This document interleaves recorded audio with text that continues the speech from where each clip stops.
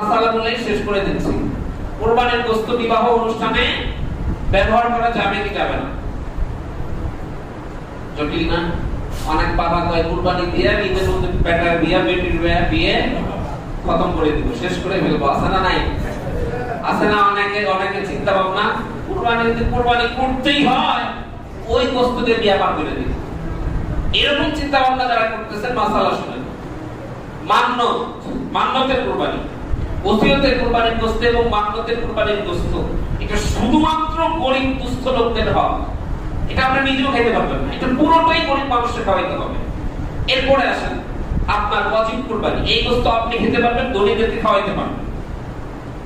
ওসিয়ত আর মান্নতের কুরবানির গোশত কিন্তু আপনারা খেতে পারবেন না, বিবাহ অনুষ্ঠানে ব্যবহার করা তো দূরের কথা, পুরোটাই তো গরিব দুঃখীর হক। আর এই যে ওয়াজিব কুরবানি, আমরা যে কুরবানিটা করি, এই কুরবানির গোশত আপনি খেতে পারবেন, দরিদ্রদের খাওয়াইতে পারবেন, গরিবদের সবাই মিলে খেতে পারবেন। এখন আমাদের সমাজে বিবাহটা কিভাবে করানো হয়? আমাদের সমাজের অবস্থা এমন, বিবাহ যে বাড়িতে বিবাহ হয় সে যাকে দাওয়াত দেয় সে জানে বিবাহতে সে কিছু নিয়ে আসবে, কোনো গিফট আছে না নাই? তার চিন্তা আছে বিবাহতে কোনো গিফট নিয়ে আসবে। যে দাওয়াত দেয় সেও জানে, আবার যে খেতে যায় দাওয়াত সেও জানে দাওয়াত যেহেতু দিছে গিফট তো নিয়ে যেতে হবে। এবার বলেন মাসালা, কুরবানির গোশত কোনো কিছুর বিনিময়ে যদি খাওয়ানো থেকে যায় তো মাসা উত্তর দেন আপনারা?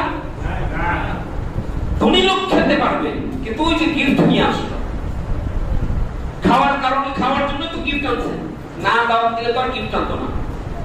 বিবাহ অনুষ্ঠানে যে আপনার গিফট আদান প্রদান যে হয়, লেনদেন যে হয়, এই লেনদেনের বিনিময়ে যদি কুরবানির গোশত দিয়ে দাওয়াত করে খাওয়ান তাহলে কুরবানি হবে না, কুরবানি পাবে।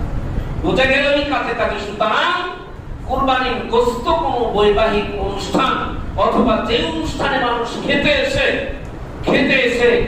গিফট নিয়ে আসে, এইরকম অনুষ্ঠানে ব্যবহার করা যাবে না। পেয়েছেন মাসালা?